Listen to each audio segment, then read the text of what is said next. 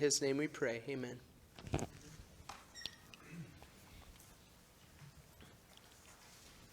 Okay.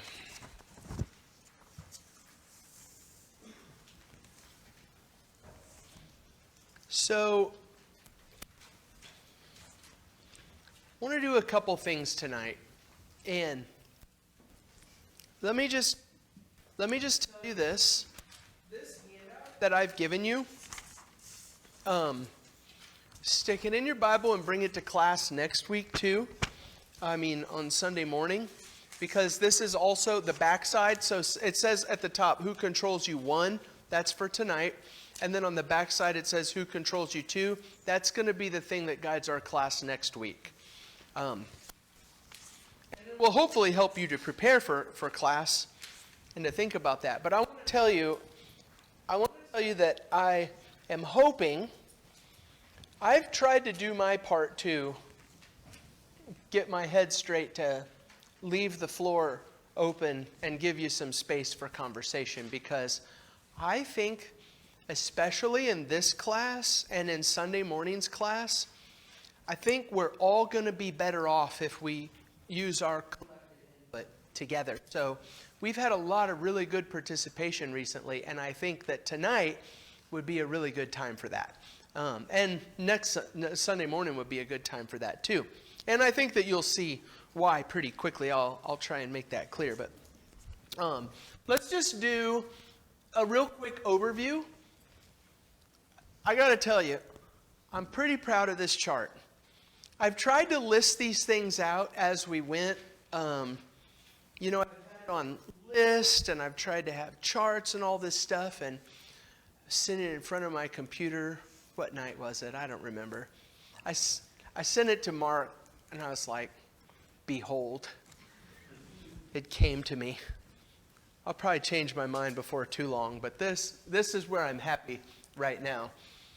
5:12 through 23, we had this comparison of sin and death. All died because all sinned, and it's in Adam. In Adam, you get death. In Adam, you get sin.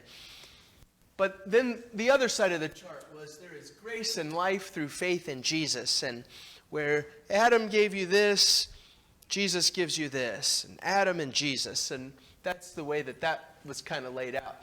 And so that section ended with, now the law came in to increase the trespass, but where sin increased, grace abounded all the more. That's 5:20. And so we're going to work into these 4 questions that we've been going through. So, okay. Where sin increased, grace abounded all the more. So question number 1. So should we sin so that there will be more grace? The more sin there is, the more grace there is. Let's have that. And the answer was no. How can we who died to sin still live in it? We died to that way of life. We died to that master. And so I don't do that anymore. And that section ended with this, 6:14. For sin will have no dominion over you, since you are not under law but under grace. Okay, question number 2. So are we to sin because we're not under law but under grace? If there's not a law telling me what to do and what not to do, then, I can just go wild and do my thing. And there's a 2-part answer. No. Do you not know that if you present yourselves to anyone as obedient slaves, you're slaves of the one that you obey? And if you obey sin, then there's death. And if you're obedient to the ways that you learned in Jesus, then there's righteousness, not sin. And this is where we talked about the law is binding on a person only as long as he lives. That was the marriage analogy. If a husband dies, then the wife is free to marry another because she's not still married to him. So we've died to the law. We've been released from the law, which leads us to question 3. What then shall we say? That the law is sin? If it's all about me dying to the law and being released from the law, then is the law bad? And if you're a Jewish person, that's a pretty natural question to ask. And we had some really good conversation that was helpful in that one. No, it's not the law that's bad. The law, what did you say, Stuart? was it you that said the law is there to protect you? It's not the law that's bad.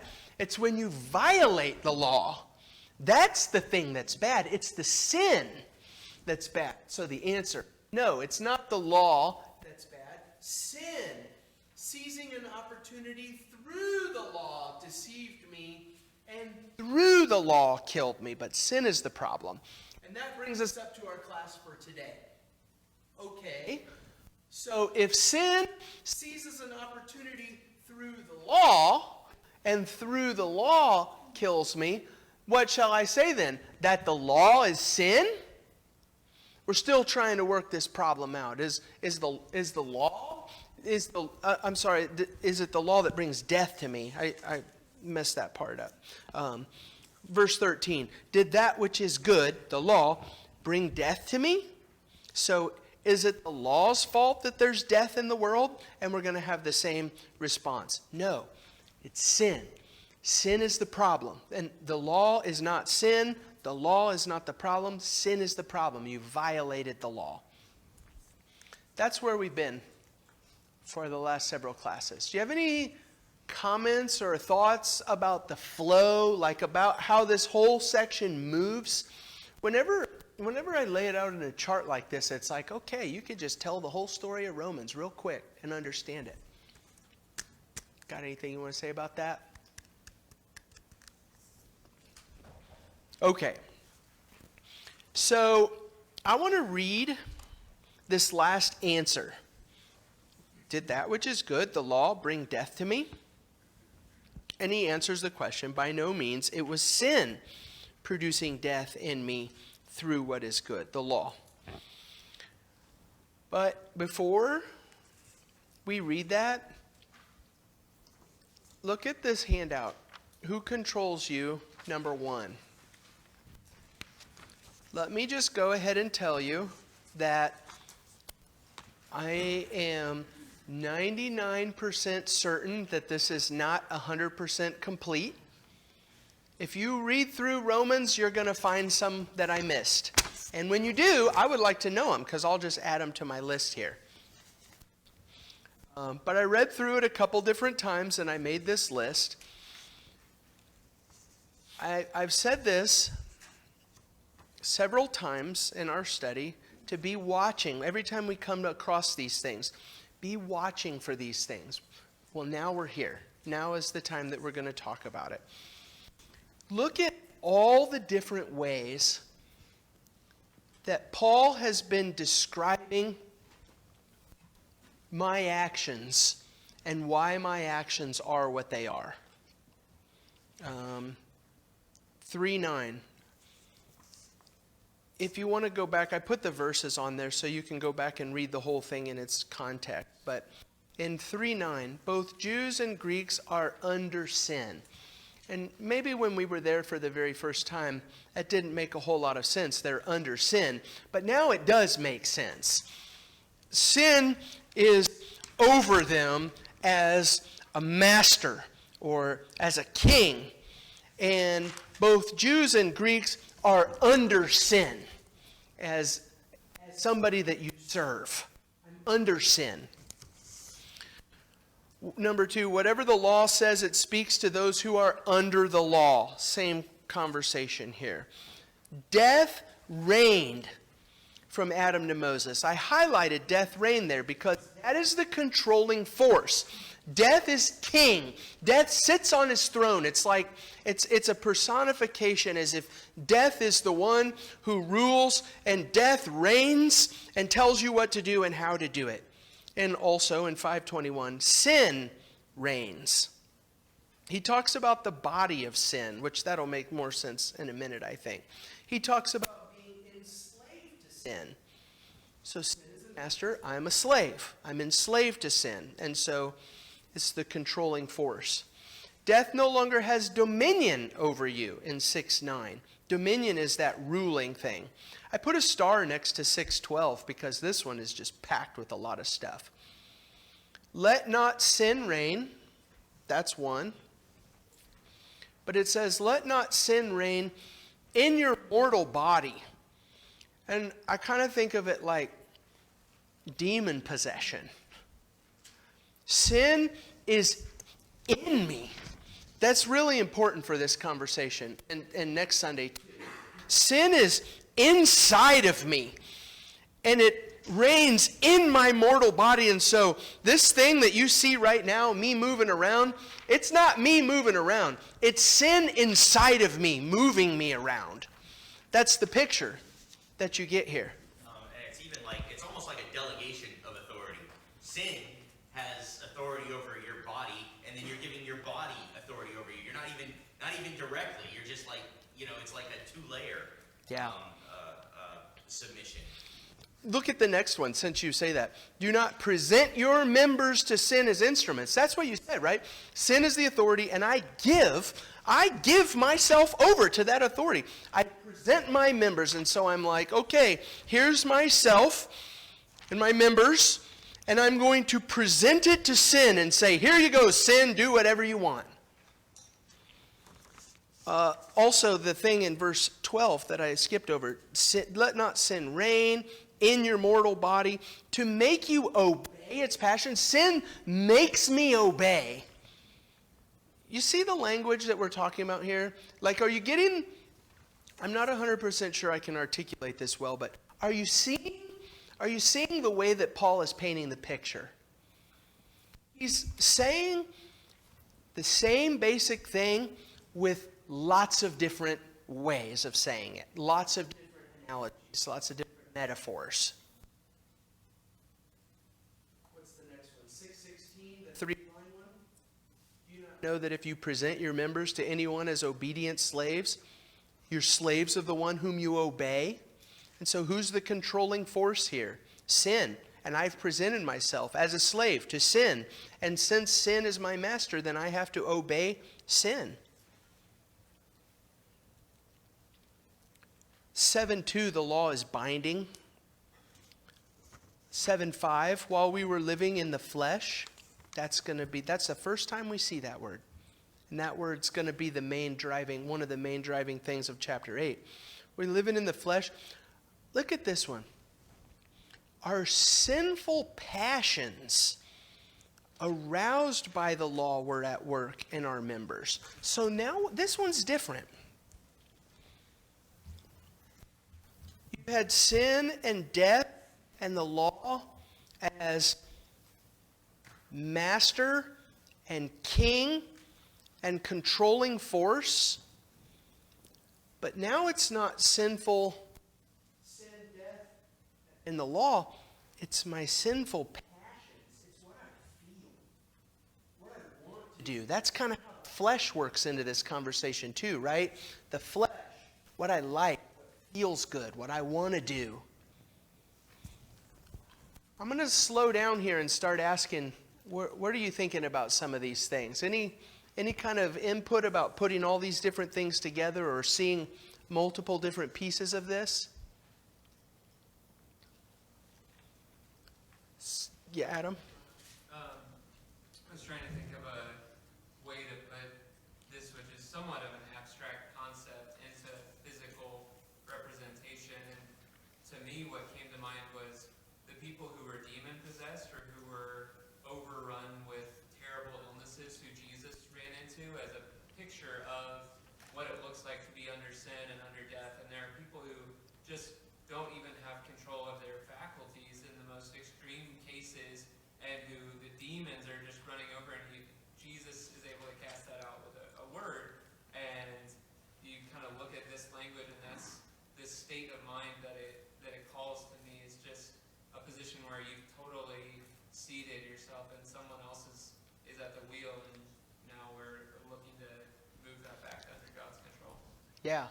So you look, one second, Luke. Don't let me forget to come to you in case I forget. So you look at the demons, yes. Here is a person possessed by a demon, and it's easy to see, like, I'm not in control of myself. This evil demon is making me do these things. How would you describe the same problem, but only with a Pharisee? It's not an evil demon inside of him, but he's still not right, and he's still got the same problem. So how would you describe that? You see what I'm saying?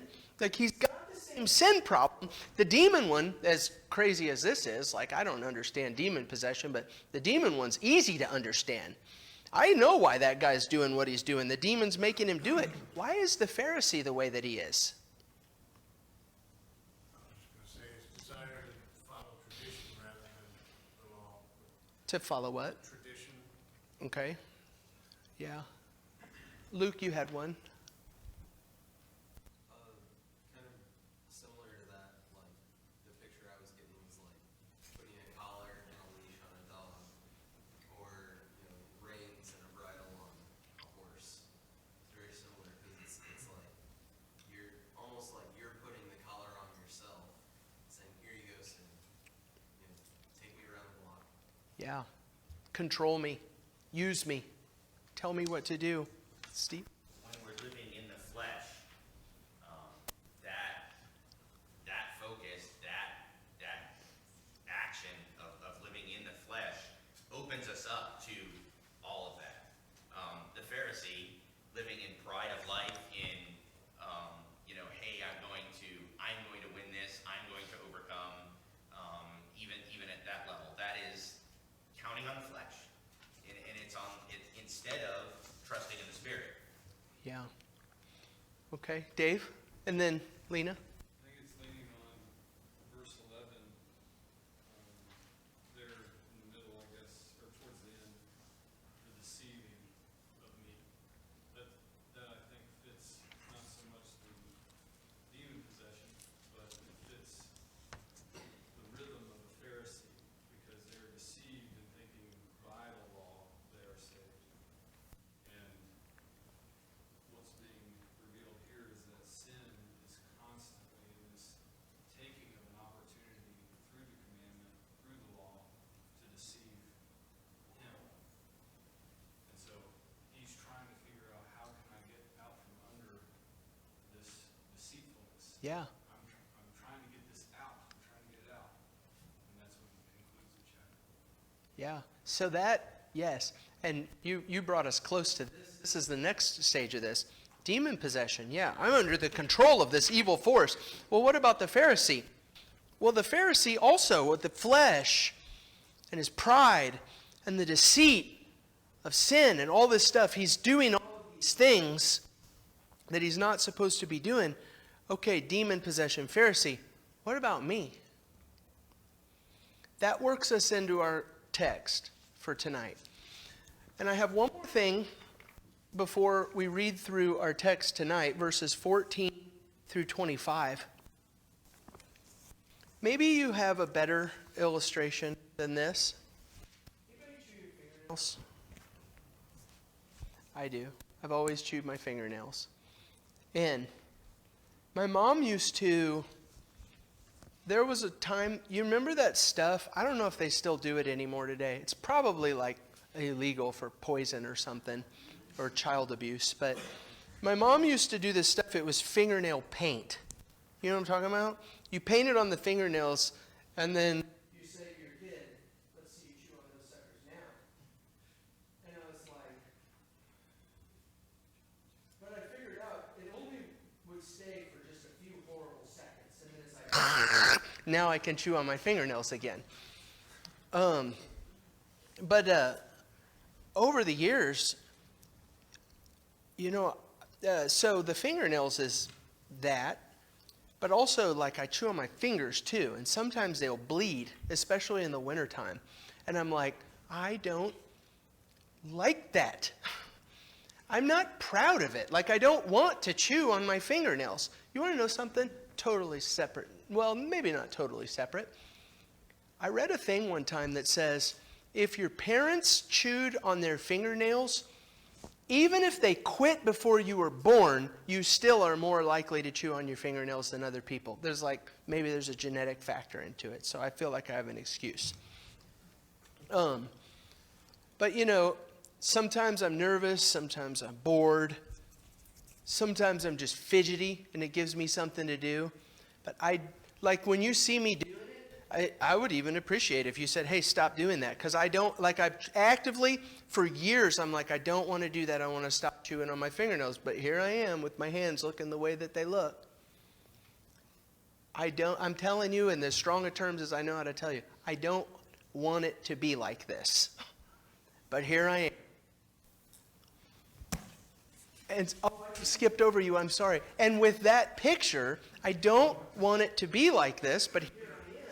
Now we're going to read into what Paul had to say in this big, long context of the thing that controls. Go ahead.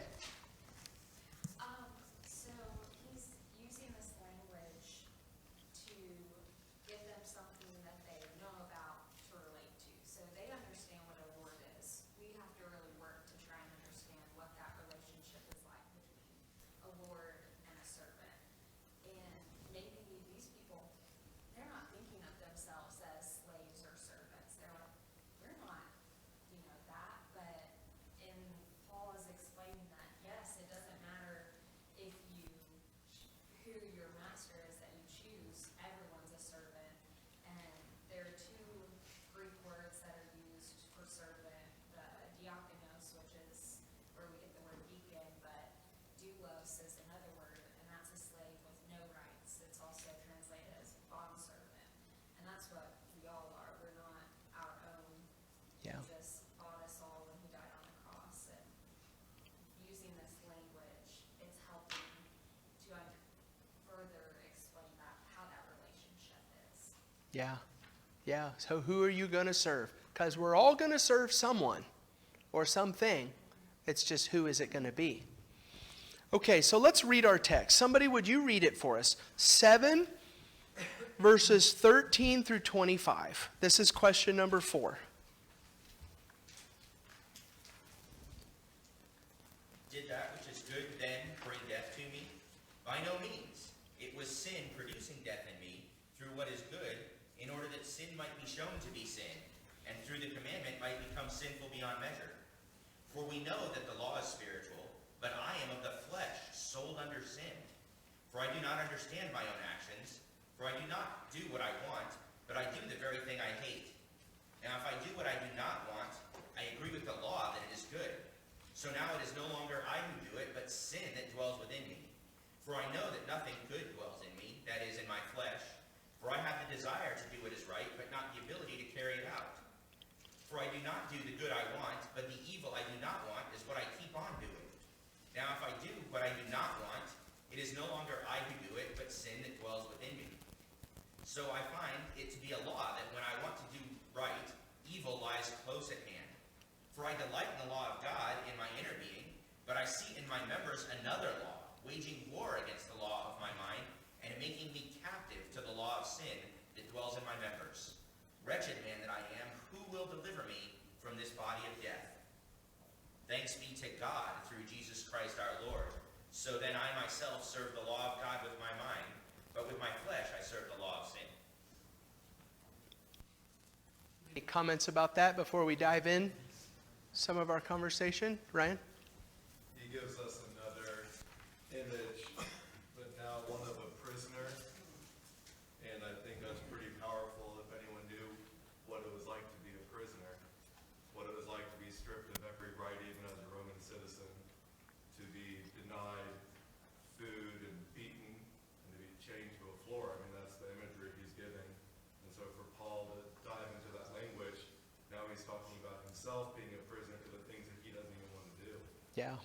I got this on the list too. In chapter 7 and verse 6, I've been released from the law, having died to that which held me captive. That's the prisoner language too. In verse 14, I'm still going down my list here, but now in the section that we just read, I'm sold under sin. This is, in verse 15, there's different stuff. I do not understand my own actions. That's this. Like the fingernail chewing thing is a petty illustration of moral wrong and sin. I don't want to do this. I don't like it. It hurts me. I bleed. And it's embarrassing. Like, I don't want to do this, but here I am, chewing on my finger. But isn't that true with sin also? Like, isn't that true with all of us? I know that this has got to be relatable to every one of us.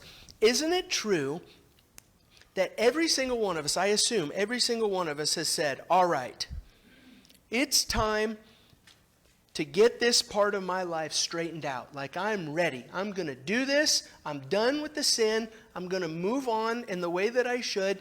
And what do you make it? Like a couple of minutes, hours, days, whatever, before there you are doing it again. And you say, that's not what I want to do. Why do I do that? Is this kind of, just what was just read, it's kind of the end result of when we approach God as a, what do I need to do to be saved? Give me the commands.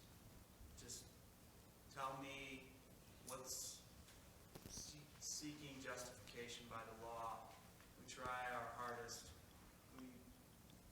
Sure, we're good at some things, but in the end, we can never obey whatever command there is. We can't do this, and it's so utterly futile, sadly. And it's what happens to us when we try to approach God, approach the Bible, as if I'm going to be justified by what good I do versus I'm going to come to God and it's all Him, it's not me, which would then compel me to actually be able to become who He wants me to do, to be able to obey Him. I can't do it on my own. I don't know, maybe I'm way off. No, I don't think you're. I think justification might be the key word, though. Be right with God. I can't be right with God by doing what I want to do on my own. This is our approach to God.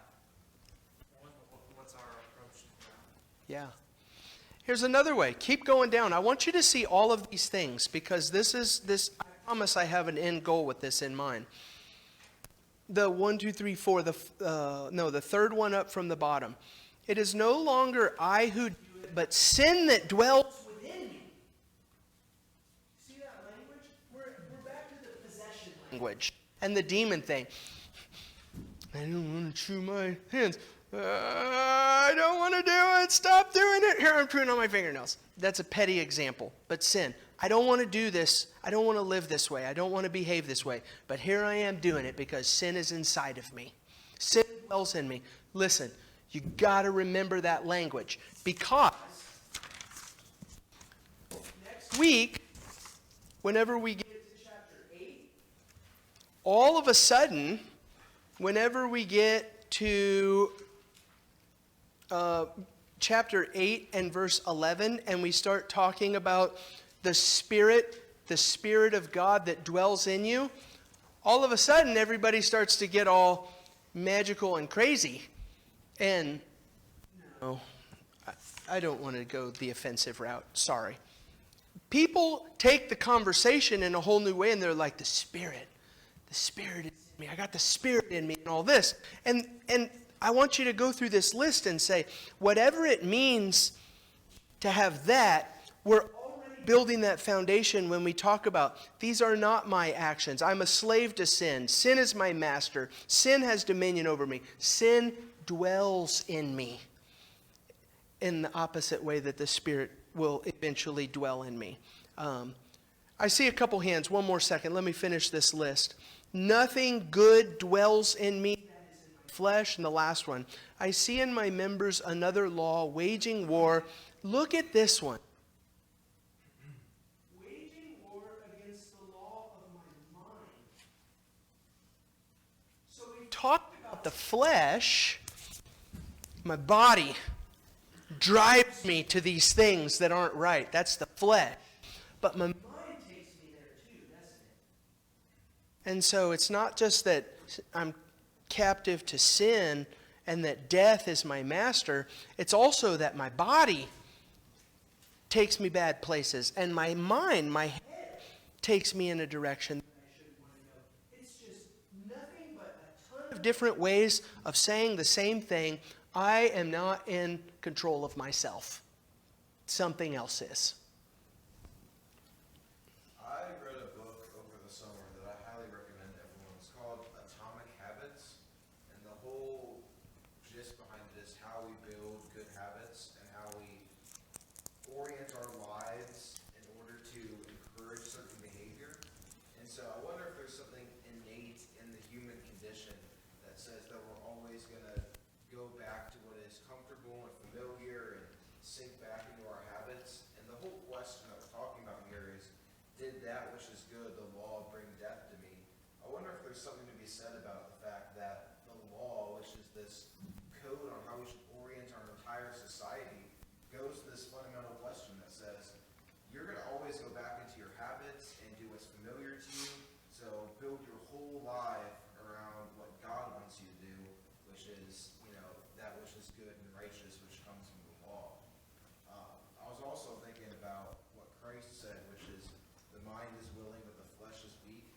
To say, I wonder if there is something innate in the human condition about the fact that he was fully man and fully God, that said, even he who, never sinned, who clearly wanted to do what was right, still felt the temptation from his flesh to go and do what he necessarily wanted to do instead of what his father wanted him to do. You know what I thought when you were talking about the habit thing? There is a Bible way of describing habits. It's called the flesh. I think that's what it is a description of. At least that's part of it. Let me point to a couple things in here so you can see this. Verse 15. Oh, I'm sorry. Verse 16. Now, if I do what I do not want, I agree with the law that it is good. Our question is the law bad? Did the law bring death? And I'm saying, no, the law is good. I don't want to live like this. Or, I do want to live like this. The law says this is the way you're supposed to live. And I say, I want to be that kind of person. I agree with the law that the law is good. So no, the law is not bad. It's just that I don't. And we have a whole host of reasons now for why I don't. I want to finish with one thing, but comments here? Questions? Sarah? Oh, Sarah and then Steve. I don't know if this is what you're saying, if I'm misunderstanding, but I don't think the best example or metaphor or whatever is to say sinning is like being possessed like a demon, because we choose to sin. We always, even if it's so habitual that we do it without even thinking, and we return to it over and over again, it's always a choice. And I think when we maybe start here saying, okay, what does it mean when it says sin lives in me or sin dwells in me? Oh, it's like I'm being possessed by something. Then when we go to the next step to understand what does it mean the Spirit lives in me, then that translates, and that's when we go to think, oh, a spirit is like, spirit living in me is based, or I hear voices, or I just knew this was the open door, and that's where you kind of go down that magical realm. But maybe we can find better words or whatever to describe that, but Yeah. I feel like some. So I think, what is 1, 2, 3, 4, the fourth one from the bottom? That's what that one does. I do not understand my own actions. This is mine. This is my problem. And this is, to your point, I think right on. This is the way that I would like to end this. Verse 24. When Paul comes to the end of this whole thing, he's not saying, I am this way because sin made me do it. He takes responsibility for it. He says, wretched man that I am, who will deliver me from this body of death? It's not that he's excusing responsibility. He's painting a picture to say, why do I do this? What is the thing? I don't want to, but sure enough. Steve had another one? I think there's a really important struggle that I think that struggle is vital to Christianity, is vital to who we need to be. If we don't accept that that struggle is there and choose our side correctly, then we start siding with the flesh, and then then we deny what he says here. I say that the law is good because I'm doing what I don't want to do. Well, if I make that what I want to do, well, then I'm rejecting the law and I am giving up on what God has given me. And I think further, I'm giving up on the other tool that he's given me, which is each other, to help admonish and push one another toward what is right and not what is wrong. Yeah. We don't have to do it alone. We can't do it. Obviously, we can't do it alone. We've already established that. I'm in Psalm 38 real quick. Think about this mindset of, so what? Is the law sin? No. So what? Is the law the thing that makes me do death? No. So what? Am I possessed by a demon? No.